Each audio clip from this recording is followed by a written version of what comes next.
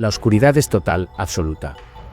Solo rota por el rugido ensordecedor de cientos de motores y el violento golpeteo de las olas contra el casco de acero. Dentro de la lancha de desembarco, el aire es una mezcla densa de diésel, mareo y miedo. Hombres jóvenes, apenas salidos de la adolescencia, cargados con más de 30 kilos de equipo, se miran en silencio. Sus rostros, pintados de hollín y determinación, son apenas visibles bajo la luz roja y tenue. No son una unidad de élite, no son comandos legendarios. Son la primera oleada.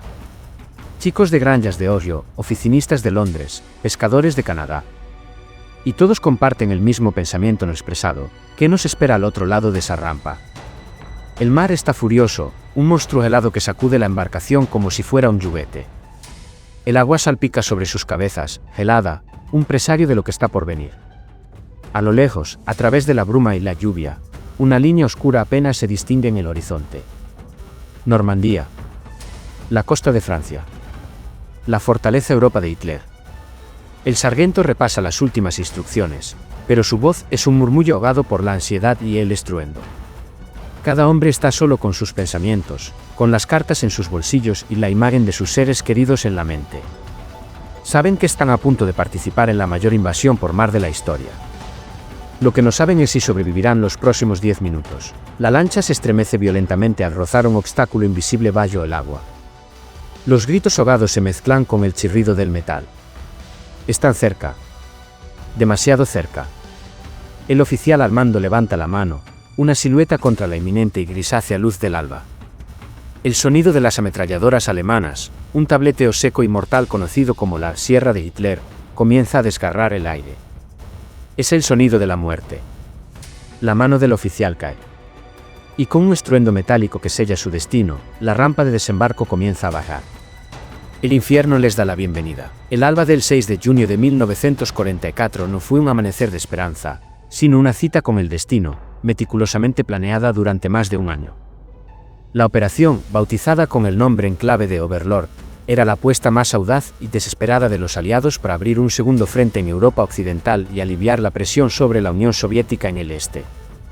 El comandante supremo aliado, el general Dwight Eisenhower, tenía sobre sus hombros el peso de una decisión que costaría miles de vidas. Un fracaso no era una opción, un segundo intento sería imposible durante al menos un año. El plan era de una escala inimaginable. Una armada de más de 5.000 barcos transportaría casi 160.000 hombres a través del Canal de la Mancha, el tramo de mar más peligrosamente defendido del planeta. Les apoyarían más de 11.000 aeronaves, encargadas de bombardear las defensas y de lanzar a 3 divisiones aerotransportadas tras las líneas enemigas durante la noche. El objetivo era asaltar 5 playas en la costa de Normandía, con los nombres en clave de Utah, Omaha, Gold, Juno y Shore. La elección de Normandía fue en sí misma una genialidad estratégica y un acto de engaño masivo. Adolf Hitler y su alto mando estaban convencidos de que la invasión ocurriría en el paso de Calais, el punto más cercano entre Inglaterra y Francia, donde las defensas del muro atlántico eran más formidables. Para alimentar este engaño, los aliados crearon una elaborada farsa llamada Operación Fortitude. Construyeron un ejército fantasma en el sureste de Inglaterra, con tanques inflables, aviones de madera y un tráfico de radio falso, todo diseñado para mantener a las poderosas divisiones Panzer alemanas esperando en el lugar equivocado. El mariscal de campo Erwin Rommel, el zorro del desierto, había sido encargado de reforzar las defensas costeras. Obsesionado con detener la invasión en la misma orilla, lavó las playas y las aguas someras con millones de minas, estacas de madera con explosivos conocidas como espárragos de Rommel, y erizos de acero diseñados para destripar las lanchas de desembarco. Pero incluso el brillante Rommel fue engañado por el clima. Un breve periodo de mal tiempo a principios de junio convenció a los meteorólogos alemanes de que una invasión era imposible. Rommel aprovechó para viajar a Alemania a celebrar el cumpleaños de su esposa, mientras muchos comandantes alemanes se ausentaban de sus puestos. No sabían que el meteorólogo de Eisenhower, el capitán James Stagg, había identificado una pequeña ventana de tiempo aceptable para el 6 de junio. La decisión estaba tomada. La mayor fuerza de invasión de la historia zarpó hacia un enemigo que, en parte, dormía. Pero los que esperaban en los búnkeres de hormigón de Normandía estaban muy despiertos y tenían las ametralladoras listas. El caos comenzó en la oscuridad. Mucho antes de que la primera lancha tocara la arena, el cielo sobre Normandía se llenó con el rugido de los aviones K-47. De ellos saltaron más de 18.000 paracaidistas de las divisiones aerotransportadas 82 y Centon estadounidenses, y la 6 británica.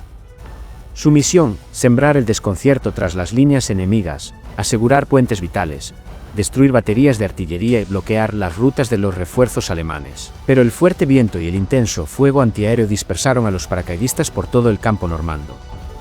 Muchos cayeron a kilómetros de sus zonas de salto, en pantanos inundados por los alemanes donde, cargados con su pesado equipo, se ahogaron en la oscuridad.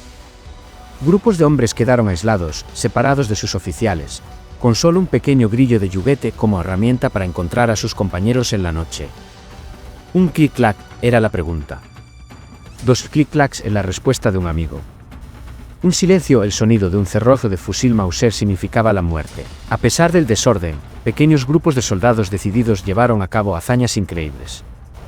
Los hombres de la 6 aerotransportada británica, en un asalto de planeadores de una precisión asombrosa, capturaron el puente sobre el canal de Caen, hoy conocido como Puente Pegaso, impidiendo que los tanques alemanes atacaran el flanco izquierdo de los desembarcos. En el pueblo de Saint-Émile-Église, los paracaidistas de la 82 cayeron directamente sobre la plaza del pueblo, en medio de un incendio y bajo el fuego de la guarnición alemana.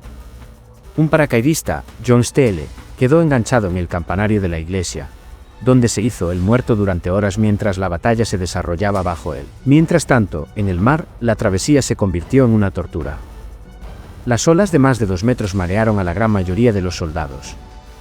El frío y la humedad se calaban hasta los huesos. Muchos de los tanques anfibios Sherman, diseñados para nadar hasta la orilla, fueron lanzados demasiado lejos y se hundieron en el mar embravecido, llevándose a sus tripulaciones con ellos. A medida que se acercaban a la costa, el estruendo de los bombardeos navales retumbaba en sus pechos. Miles de proyectiles disparados desde acorazados y cruceros impactaban contra las defensas alemanas. Pero la niebla, el humo y la baja nubosidad hicieron que gran parte del bombardeo aéreo previo fallara en su objetivo, especialmente en un sector crítico. Una franja de arena de 10 kilómetros de largo, flanqueada por altos acantilados y defendida por veteranos de la 352 División de Infantería Alemana. Los planificadores la habían llamado Oma Beach. Los soldados la llamarían en la sangrienta Oma. La rampa bajó y el tiempo se detuvo. Para los hombres de la Uni-29 División de Infantería estadounidense, el mundo se redujo a un espacio de 100 metros de arena barrida por el fuego. El bombardeo previo apenas había arañado las defensas de Oma Beach.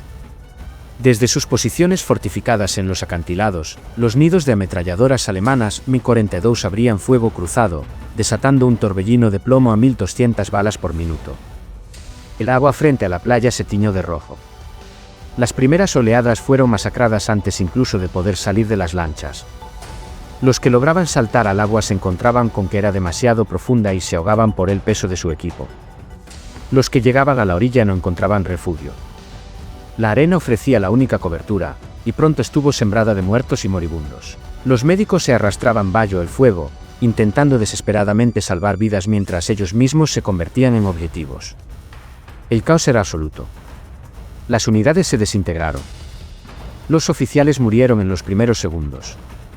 Los soldados, aterrorizados y sin líder, se apiñaban detrás de los pocos obstáculos de acero que Rommel había plantado en la playa, paralizados por el miedo. El plan se había venido abajo. Las lanchas de desembarco, incapaces de llegar a la orilla, dejaban caer a los hombres demasiado lejos. El humo y la confusión impedían cualquier tipo de comunicación. Por un momento, pareció que la invasión en Omaha fracasaría. El teniente general Omar Bradley, que supervisaba el desembarco desde el crucero USA Augusta, llegó a considerar la posibilidad de evacuar a los supervivientes y desviar el resto de las fuerzas a otras playas. La situación era tan desesperada que la playa se convirtió en un gigantesco atasco de vehículos en llamas, cuerpos y hombres que buscaban sobrevivir. Los ingenieros de combate, cuya tarea era volar los obstáculos para abrir paso a los tanques, sufrieron bajas de más del 40%. Sin su trabajo, la playa seguiría cerrada. El aire olía a cordita, a carne quemada y a sal. El sonido era una cacofonía incesante de explosiones, disparos, gritos de dolor y órdenes ahogadas por el estruendo. Para los jóvenes soldados que yacían en esa arena, el gran plan estratégico de la Operación Overlord ya no existía. Solo existía la supervivencia. Pero en medio de esa carnicería, algo empezó a cambiar. No fue una orden del alto mando. Fue la iniciativa de hombres desesperados que se negaron a morir en esa playa. En medio del infierno de Omaha, cuando la derrota parecía inminente, surgieron líderes. El brigadier general Norman Dutch Cota, de la 29 División, desembarcó en medio del caos y, viendo a sus hombres paralizados detrás de la escollera, comenzó a caminar por la playa bajo un fuego intenso. Se acercó a un grupo de Rangers y, con una calma que desafiaba la locura a su alrededor, les dijo: «Caballeros, nos están matando en estas playas. Vámonos tierra adentro y que nos maten allí». Sus palabras y su ejemplo rompieron el hechizo del miedo. Pequeños grupos de hombres, a menudo liderados por suboficiales o simples soldados, comenzaron a moverse. Utilizando cizallas y explosivos improvisados, abrieron brechas en las alambradas al pie de los acantilados. Empezaron a escalar, 1 a 1, 2 a 2, ayudándose mutuamente, arrastrándose por barrancos y senderos bajo el fuego de los nidos de ametralladoras que tenían encima. No era una carga heroica, sino un avance lento, metro a metro, impulsado por la pura voluntad de sobrevivir y luchar. Un destructor de la marina, sintiendo la desesperación de las tropas, se acercó a la costa tanto que casi encalló, disparando sus cañones de 5 pulgadas directamente contra los búnkeres alemanes a quemarropa.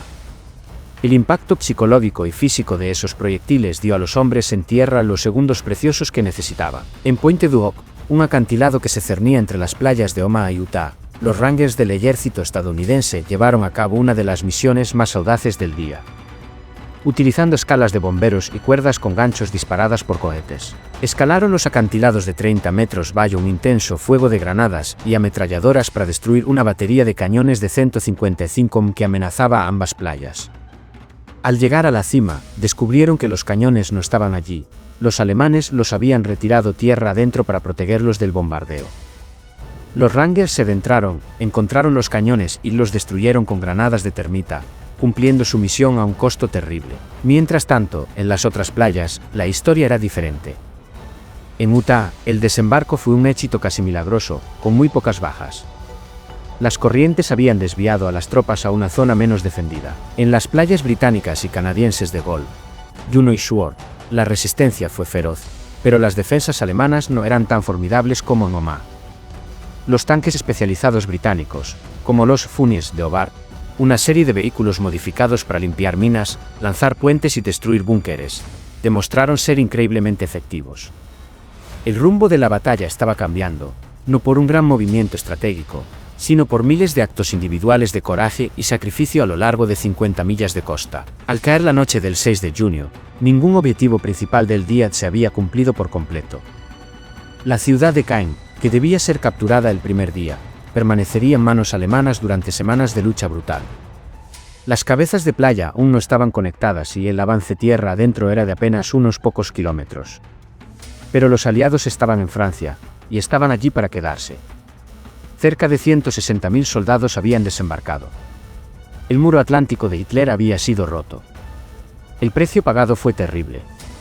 Solo en ese primer día, las fuerzas aliadas sufrieron más de 10.000 bajas, con más de 4.400 muertos confirmados.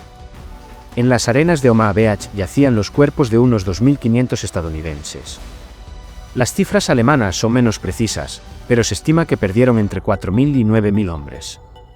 Detrás de cada una de esas cifras había una historia personal, una familia destrozada, un futuro robado. En los días y semanas que siguieron, la batalla de Normandía se convirtió en una guerra de desgaste. Los aliados tuvieron que luchar por cada campo, cada seto y cada pueblo contra una resistencia alemana feroz y decidida. El bocage, el paisaje normando de pequeños campos rodeados de espesos y antiguos setos, resultó ser un terreno defensivo perfecto para los alemanes, dando lugar a combates brutales a corta distancia. Pero el flujo de hombres y material que llegaba a través de las playas era imparable. Los ingenieros aliados realizaron un milagro de la logística al construir 2 puertos artificiales, los Mulberry Harbours, que permitieron descargar millones de toneladas de suministros. A finales de agosto, París fue liberada.